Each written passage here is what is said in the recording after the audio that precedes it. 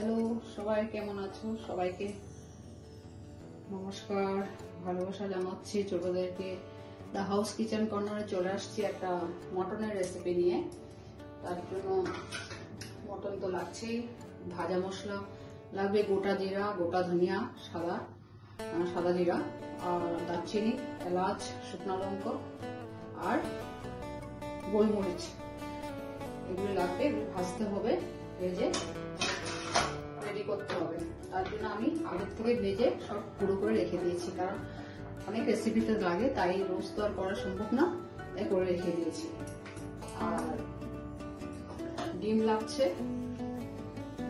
আমি 3টা ডিম নিয়েছি, আলু নিয়েছি, এরকম এইভাবে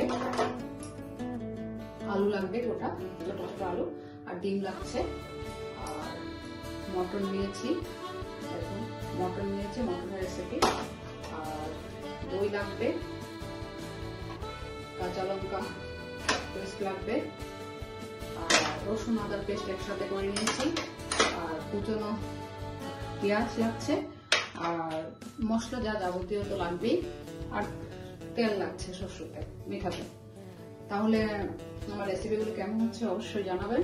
আমি আজকে মটনের রেসিপি করবো একটা, তো দেখুন আপনারা ফুল রেসিপি দেখবেন, তাহলে বুঝতে পারবেন, তাহলে বলবেন কমেন্ট করে কেমন হচ্ছে।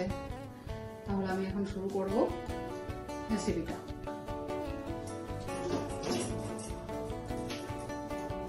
দেখুন মটনটা আমি নিয়েছি, তা বাটিতে নিয়ে ফার্স্টে আমি একটু হলদি দিচ্ছি আর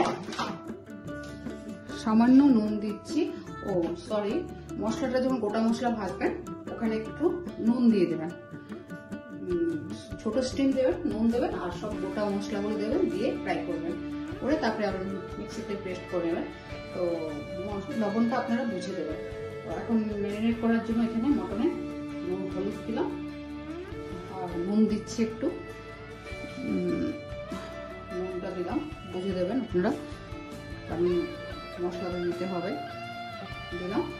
দিয়েছি, আর দই দিচ্ছি, এখন দই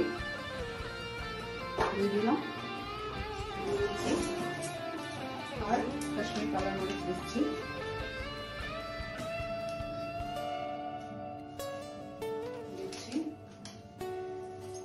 আর আদা রসুনের পেস্ট করে রেখেছি, এটা দিচ্ছি, আর কাঁচা লঙ্কা পেস্ট দিচ্ছি। দিয়ে এভাবে মটনটাকে ম্যারিনেট করে আধা ঘন্টা রেখে দিতে হবে।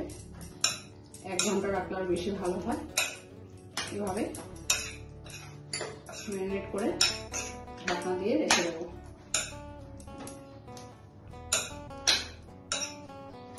এভাবে ম্যারিনেট করে ঢাকনা দিয়ে রেখে দিচ্ছি। আর এখন আমি ম্যারিনেট করার সময় একটু কাঁচা তেল দিতে হবে। হ্যাঁ সরি, একটু কাঁচা তেল দিলাম, ঠিক আছে, মানে মিঠা তেল, সরষের তেল দিয়েছি একটু ম্যারিনেট করার সময়, ভুলে গেছি আমি, তাই এখন দিলাম। দিয়ে এইভাবে রেখে দিতে হবে ঢাকনা দিয়ে।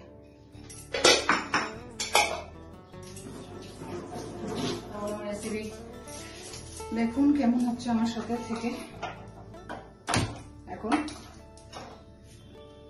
চুলাটা, গ্যাসটা ধরিয়েছি, এখন আলুগুলি ভাজবো। আমি আলু ভাজবো, তো সেই সরষের তেল দিচ্ছি, দিয়ে আলু আর ডিমকে ফ্রাই করব। তার জন্য একটু হলদি দিয়ে দিচ্ছি, নুন দেব না, খালি একটু হলদি দিয়ে করে নেব। ডিম আর আলুগুলোকে ফ্রাই করব। এই মটনটা করতে আমার একটু ডিম,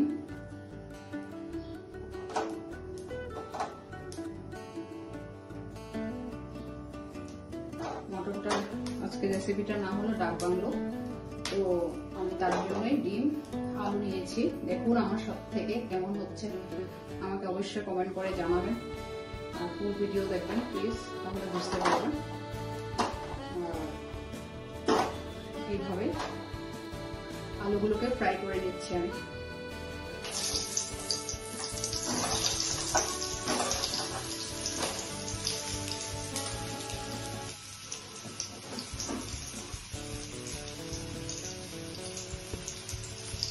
আলুগুলো এভাবে লাল লাল ফ্রাই হয়ে গেছে, দেখুন ভালো লাগছে।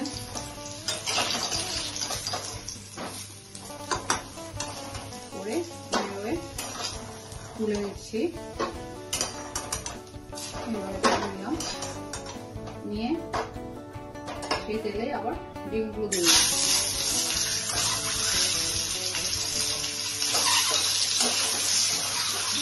আমার ডিমও ফ্রাই করা হয়ে গেছে, এভাবে তুলে নিচ্ছি।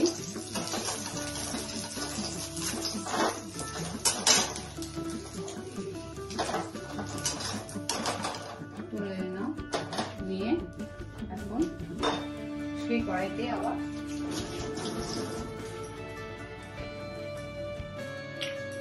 সরষের তেল দিচ্ছি। দেখুন এখন আমি মটনটাকে ম্যারিনেট করে দিয়েছিলাম। এখন আমার তেলটা গরম হয়ে গেছে, আমি এখন পেঁয়াজটা দেব।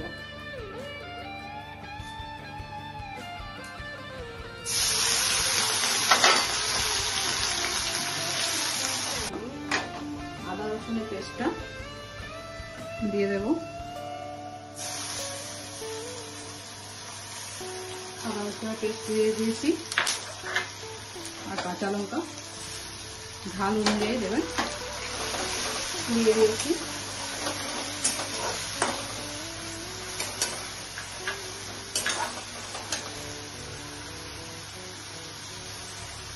আদা রসুন সবটাই দিয়ে দিলাম, সবটাই দিয়ে দিয়েছি।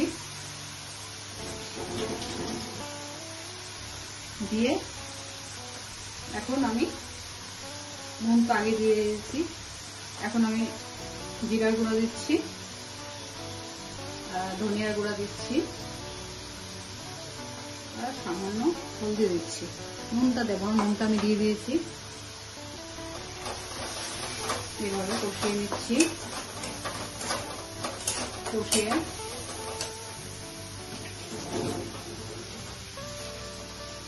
কাশ্মীরি কালার মরিচ দিচ্ছি,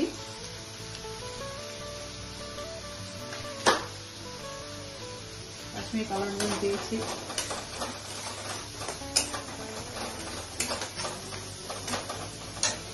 দিয়ে ম্যারিনেট করা মটনগুলোকে দিয়ে দিচ্ছি।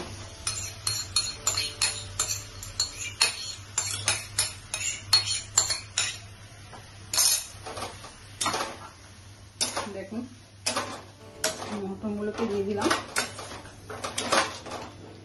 সুন্দর কালার সেন্ট আসছে। আর আজকে আমি জায়ফল ছিল না তাই দিতে পারিনি। আপনারা যখন ভাজবেন মশলাটার সাথে নুন একটু দিয়ে জায়ফল জয়ত্রী দিয়ে দেবেন, তাহলে আরো টেস্টি হবে। এই দুটো জিনিস আজকে আমার বাড়িতে নেই তাই আমি দিতে পারলাম না, আপনারা অবশ্যই দিয়ে দেবেন, আপনাদেরকে বলে দিলাম।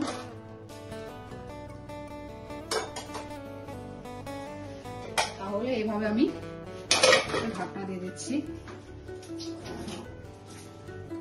তাহলে আমি ঢাকনাটা তুলে নিচ্ছি, দেখুন কি সুন্দর কালার আসছে। আপনারা আমি কড়াইতে করছি অল্প করে, তাই কড়াইতে করতে যদি বেশি হয় প্রেসারে বসিয়ে দেবেন। এভাবে করে সবকিছু দেখুন কি সুন্দর কালার, প্রেসারও করতে পারেন, কোনো প্রবলেম নেই। আমি কড়াইতে করছি,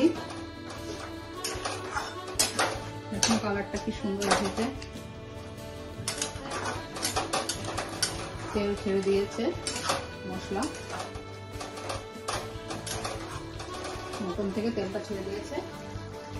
ভাজা মশলাটা করে রেখেছিলাম সবকিছু দিয়ে, তাহলে আজকে এখানে জয়ত্রী করেনি, জায়ফল আর জয়ত্রী এই দুইটা জিনিস করেনি, করলে মাংসটার টেস্ট আরো ভালো হয় মটনটা। তাহলে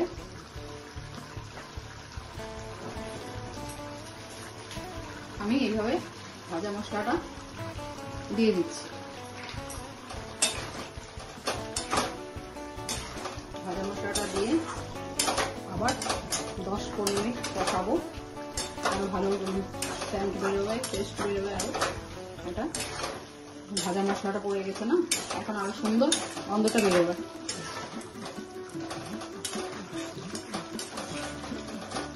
তাই আমি আবার 10-15 মিনিট ঢেকে রাখছি।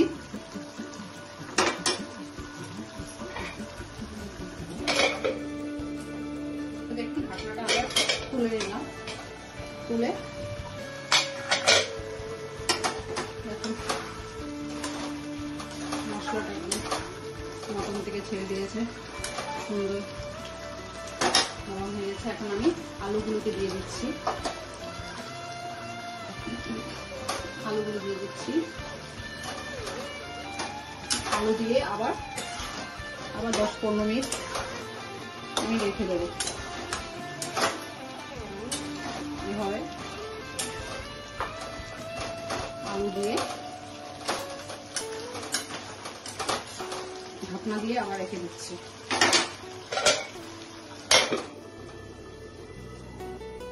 আমি এখন আবার ঢাকনাটা তুলে নিচ্ছি, ঢাকনা তুলে নিলাম। দেখুন সুন্দর সিদ্ধ হয়ে গেছে।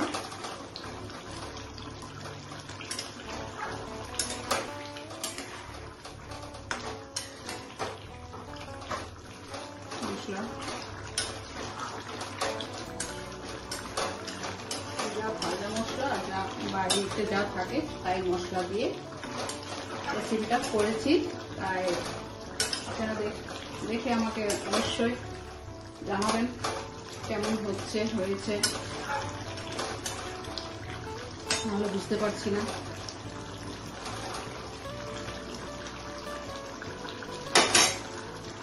নামানোর আগে এইভাবে ডিমগুলি দিয়ে দিলাম, দিয়ে উপর দিয়ে কাঁচা লঙ্কা এভাবে দিয়ে দিয়েছি।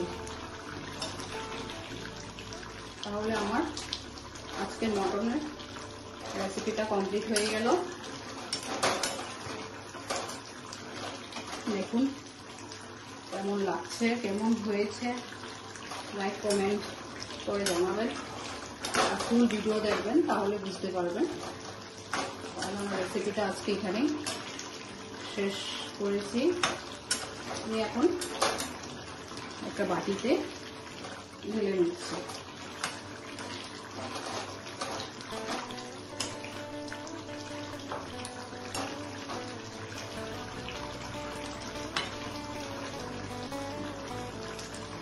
দিয়ে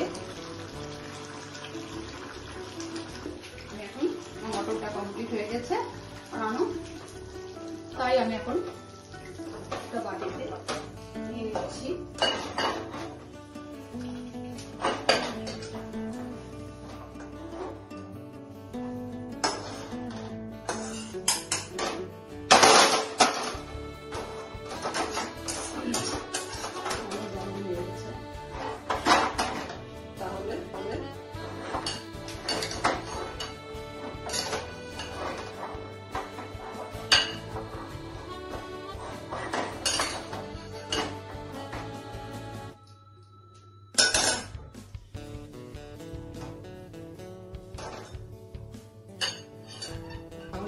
আজকে আমার রেসিপিটা এখানেই শেষ করলাম। দেখুন মটনের একটা দুর্দান্ত রেসিপি করে ফেলছি। আপনারা অবশ্যই বাড়িতে করে আমাকে জানাবেন, তাহলে আমি বুঝতে পারবো কেমন হয়েছে। লাইক কমেন্ট শেয়ার সাবস্ক্রাইব করে দেবেন প্লিজ। তাই আজকে আমি রাখছি, আপনারা ভালো থাকুন, বাই বাই।